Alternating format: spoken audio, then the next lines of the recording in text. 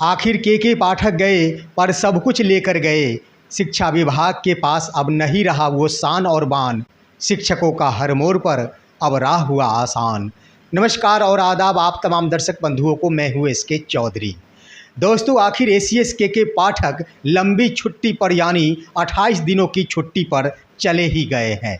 उनकी छुट्टियों से आप सभी अवगत हो गए होंगे कि एसीएस के पाठक 28 दिनों की उपार्जित अवकाश पर गए हैं और उनके स्थान पर एस सिद्धार्थ को अतिरिक्त प्रभार शिक्षा विभाग का दिया गया है। लेकिन सवाल उठता है कि आखिर के पाठक तो चले गए लेकिन बहुत कुछ लेकर गए हैं। आखिर क्या कुछ लेकर गए हैं, के पाठक क्यों चले गए हैं, इस पर हम विस्तार पूर्वक चर्चा करें। अगर आपने अभी तक हमारे इस चैनल सुसत्य वचन को सब्सक्राइब नहीं किए हैं तो कृपया अभी सब्सक्राइब कर लीजिए। दोस्तों, एसीएस के पाठक उसी दिन से छुट्टी पर जाने का अपना मन बना लिए थे जिस दिन मुख्यमंत्री ने विद्यालयों को बंद करने का आदेश मुख्य सचिव को दिया था। के पाठक की ये मनसा थी कि किसी भी सूरत में विद्यालय बंद नहीं होनी चाहिए। ये उनका अपना विचार था, लेकिन माननीय मुख्यमंत्री द्वारा विद्यालयों को बंद करने को लेकर के पाठक अंदर ही अंदर काफ़ी नाराज हो गए थे। उनकी नाराज़गी का एक और दूसरा कारण था कि माध्यमिक शिक्षा निदेशक सेवानिवृत्त हो रहे थे और एसीएस के पाठक ने माननीय मुख्यमंत्री को एक पत्र लिखकर माध्यमिक शिक्षा निदेशक के कार्यकाल को बढ़ाने का आग्रह किया था, परंतु माननीय मुख्यमंत्री की ओर से उनके एक्सटेंशन को बढ़ाया नहीं गया। इन बातों से भी काफ़ी नाराज चल रहे थे एसीएस के पाठक। ये दो मुद्दे हुए जिसके कारण के पाठक काफ़ी अंदर ही अंदर गुस्से में चल रहे थे। तीसरा मुद्दा था कि बीपीएससी के माध्यम से जो शिक्षक बहाल हुए थे उसमें ढेर सारी अनियमितताएं पाई जा रही थी। कई शिक्षकों की सेवा समाप्त कर दी गई थी तो वहीं कई शिक्षक ऐसे थे जिनकी सेवा समाप्त होने वाली थी। चाहे वो बिहार से बाहर के बीपीएससी शिक्षिका का मामला हो, चाहे वो बीटेक के डिग्री के आधार पर बहाल हुए कंप्यूटर शिक्षक का मामला हो। और के पाठक का छुट्टी पर जाने का चौथा उद्देश्य था कि बिहार के तमाम शिक्षकों को राजकर्मी का दर्जा प्रदान करते हुए विद्यालयों का आवंटन किया जाना। दोस्तों, इन चार बिंदुओं के कारण ही के पाठक को छुट्टी पर जाना पड़ा है, जिनमें दो बिंदुओं का बिल्कुल भी हल नहीं हो पाया, जिसमें एक था विद्यालयों को बंद किया जाना और दूसरा था माध्यमिक शिक्षा निदेशक का एक्सटेंशन किया जाना। तीसरे बिंदु पर बात किया जाए दोस्तों, बीपीएससी शिक्षकों की बहाली में एसीएस के पाठक और बीपीएससी के निवर्तमान अध्यक्ष अतुल प्रसाद की अहम भूमिका थी। उन दोनों ने ही मिलकर बीपीएससी के माध्यम से शिक्षक बहाली की पूर्ण बीड़ा अपने सर पर उठा रखी थी और डंके की चोट पर ये कहा करते थे कि बीपीएससी के माध्यम से बिल्कुल ही फ्रेश शिक्षकों की बहाली हो रही है। किसी भी अभ्यर्थियों के द्वारा अगर किसी बिंदु पर सवाल उठाए जाते थे तो बीपीएससी के निवर्तमान अध्यक्ष अतुल प्रसाद द्वारा उस अभ्यर्थियों को 3 वर्ष या फिर 5 वर्षों के लिए बीपीएससी द्वारा आयोजित किसी भी परीक्षा में बैठने से वंचित कर दिया जाता था। यानी उनका दबाव था कि कोई भी अभ्यर्थी कोई सवाल नहीं उठाए और हम अपनी मर्जी से जो चाहे वो करते रहे। लेकिन अतुल प्रसाद तो सेवानिवृत्त हो गए और के पाठक को अपने ही आंखों से देखना पड़ा कि उनके द्वारा बहाल किए गए शिक्षक कैसे सेवा से बाहर हो रहे हैं और उनके द्वारा बहाल शिक्षक की डिग्रियां कैसे अवैध साबित हो रहे हैं। इन तमाम बिंदुओं को के पाठक अपनी आंखों से देख नहीं सके। दूसरी बड़ी बात कि हजारों की संख्या में बीपीएससी से नियुक्त वैसे शिक्षक हैं जिनकी सेवा अभी समाप्त करना बाकी रह गया है।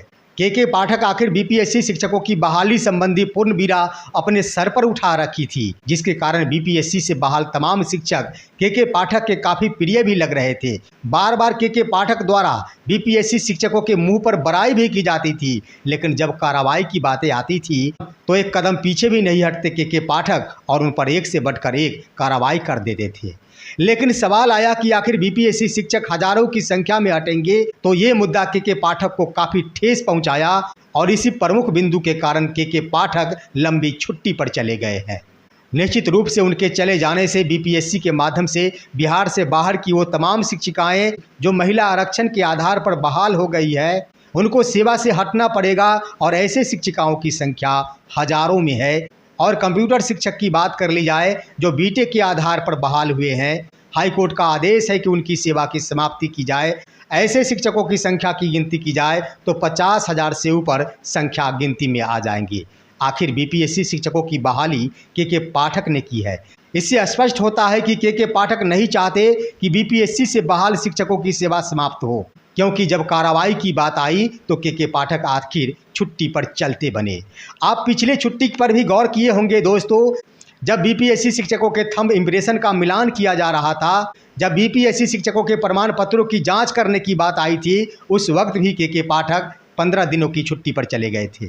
और बार बार के पाठक द्वारा यही राह अपनाया जाता है कि जब जब कार्रवाई की बात आती है, जब जब फर्जीवाड़ा सामने आता है, के पाठक दूरियां बनाने की कोशिश करते हैं। लेकिन जाते जाते उसने एक बड़ी काम जरूर की। आखिर उनको छुट्टी पर ही जाना था जिस दिन उन्होंने आवेदन दिया था। आखिर उसी दिन उन्होंने शिक्षकों के जाबाज नेता बंशीधर ब्रजवासी का स्पेशल निलंबन करवा दिया। जब के पाठक उनका निलंबन करवा दिया तो आखिर एक पत्र क्यों नहीं जारी कर दिया गया कि बिहार से बाहर के तमाम कोटि की महिला शिक्षिका जो आरक्षित कोटि पर बहाल हुए हैं, उनकी जांच करते हुए सेवा समाप्ति की ओर त्वरित कार्रवाई की जाए। ऐसा पत्र उन्होंने जारी नहीं किया और अंतिम दिन बंशीधर ब्रजवासी का निलंबन अवश्य करवा दिया। दोस्तों, इन्हीं बातों से स्पष्ट होता है कि के पाठक की मनसा साफ नहीं थी। आखिर के पाठक को शिक्षा से प्रेम है, आखिर के पाठक बिहार की शिक्षा में सुधार करना चाहते हैं, तो बार बार शिक्षा विभाग से जुड़े अहम कार्यों को बीच में ही रोकते हुए के पाठक छुट्टी पर क्यों चले जाते हैं। दोस्तों, अभी कई ऐसे मुद्दे हैं जो बिल्कुल ही लटक गए हैं और शिक्षकों को एक बार फिर से मायूसी का सामना करना पड़ रहा है। और वो मुद्दा है तमाम शिक्षक जो सक्षमता परीक्षा देकर बैठे हैं, वो तमाम शिक्षक और शिक्षिका जो अपने गृह जिला जाने को लेकर बैठे हैं, आखिर उनके विद्यालय के आवंटन की प्रक्रिया बिल्कुल धराशायी होती नजर आ रही है। दोस्तों, इसमें कोई शक नहीं कि दोबारा सक्षमता परीक्षा का आयोजन होगा। इसमें कोई संशय नहीं कि सक्षमता परीक्षा के आधार पर शिक्षकों का विद्यालय का आवंटन बिल्कुल लटकते नजर आ रहा है। लेकिन एक बात जरूर है कि बिहार के नियोजित शिक्षकों को अगर राजकर्मी का दर्जा प्रदान किया जाएगा तो वो बिना सक्षमता परीक्षा के आधार पर ही प्रदान किया जाएगा। दोस्तों, हम पहले भी कहा करते थे कि शिक्षकों का विद्यालयों का आवंटन निश्चित रूप से लटकेगा और इसका प्रमुख कारण है 1 to 5 बीएड योग्यताधारी शिक्षक और दूसरा NIOS योग्यताधारी शिक्षक। बार बार हम इन बिंदुओं पर चर्चा कर रहे थे कि किसी भी सूरत में इन दोनों कोटियों के शिक्षकों के लिए नई सेवा का प्रावधान सटीक नहीं बैठता है। इन दोनों कोटियों के शिक्षकों को हर हाल में नई सेवा में तब्दील नहीं की जा सकती है। अगर इन्हें विशिष्ट शिक्षक ही बनाया जाता है या फिर राजकर्मी का दर्जा प्रदान किया जाता है तो हर हाल में पुरानी सेवा के आधार पर ही सेवा निरंतरता का लाभ देते हुए इन्हें विशिष्ट शिक्षक बनाया जा सकता है और इनका नव पदस्थापन नहीं बल्कि ऐच्छिक स्थानांतरण किया जा सकता है। के पाठक अपने जिद पर अड़े हुए थे कि हमने जो नीतियों का निर्धारण कर लिया है आखिर हम वैसा ही करेंगे, भले ही शिक्षकों की नौकरी पर बहुत बड़ा आंच क्यों ना आ जाए। के पाठक इस पर गौर नहीं करते थे। अगर जूझना होगा तो बिहार के शिक्षक जूझेंगे, अगर सेवा से हटना होगा तो बिहार के शिक्षक हटेंगे। लेकिन के पाठक अपने नीतियों पर ही हमेशा चलने की कोशिश किया करते थे। अब यही सवाल उत्पन्न हो गया है दोस्तों कि अपर मुख्य सचिव का पदभार ग्रहण किए हैं डॉक्टर एस सिद्धार्थ, और सवाल उठता है कि क्या डॉक्टर एस सिद्धार्थ बिहार के शिक्षकों के लिए विद्यालयों के आवंटन की प्रक्रिया को आगे बढ़ाएंगे, सक्षमता परीक्षा का आयोजन करेंगे, तमाम नियोजित शिक्षकों को राजकर्मी का दर्जा प्रदान करेंगे। दोस्तों, इस पर सवाल उठता है और उम्मीद है कि एस सिद्धार्थ इन कार्यों को नहीं कर पाएंगे, क्योंकि के पाठक कई ऐसे काम करते थे जो नियमों को ताक पर रखकर किया करते थे।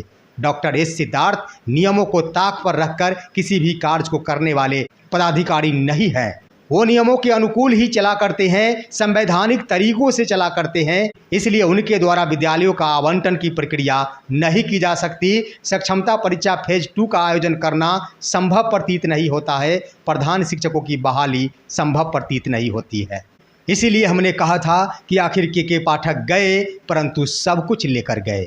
शिक्षकों को बीच मजेदार में छोड़कर गए, किसी को गृह जिला जाने का सपना दिखाकर गए, लेकिन किसी को सेवा से हटाकर गए तो किसी को अपनी सेवा में बीच मजेदार में छोड़कर चले गए। यही करके चले गए हैं ACS के पाठक। अब देखना होगा कि 30 जून के बाद ACS के पाठक दोबारा शिक्षा विभाग में लौटते हैं या फिर नहीं लौटते हैं। जहां तक हमारा विश्लेषण कहता है दोस्तों कि के पाठक इसलिए भी लंबी छुट्टी पर गए हैं कि नई सरकार का गठन होने जा रहा है पूरे देश में, और नए सरकार के गठन होने के उपरांत बिहार की क्या व्यवस्था रहती है, के पाठक को दोबारा याद किया जाता है या फिर नहीं किया जाता है। अगर के पाठक को दोबारा याद किया जाता है तो फिर से के पाठक अपने पुराने अंदाज में ही आएंगे, अगर नहीं याद किया जाता है तो यह निश्चित है कि के पाठक आने की नहीं सोचेंगे। लेकिन जब माननीय मुख्यमंत्री के स्तर से उनकी छुट्टी को स्वीकृत कर लिया गया है तो ये आशा जताई जा रही है कि माननीय मुख्यमंत्री के पाठक को अवश्य बुलाएंगे। और नए सरकार के गठन होने के उपरांत अगर के पाठक को माननीय मुख्यमंत्री बुलाते हैं तो दोस्तों आप हमारी बातों को लिख कर रख ले कि के पाठक जिस अंदाज में बिहार की शिक्षा विभाग में नजर आ रहे थे उससे कई गुना ज़्यादा बड़े अंदाज में बिहार की शिक्षा विभाग में लौटेंगे, और जो भुगतना बच गया होगा बिहार के शिक्षा विभाग से जुड़े तमाम पदाधिकारियों और शिक्षकों के लिए, उसे के पाठक अंतिम रूप से भुगताते हुए वापस केंद्रीय प्रतिनियुक्ति पर चले जाएंगे। दोस्तों ये थे आज के हम विचार। आप सभी हमारे इस वीडियो को लाइक करेंगे, साथ ही साथ इन बिंदुओं पर क्या है आपकी राय कमेंट में अवश्य लिखेंगे, और तमाम दोस्तों के पास हमारे इस वीडियो को शेयर कर देंगे। और अब दीजिए अपने ही दोस्त SK चौधरी को इजाज़त। जय हिंद, जय भारत।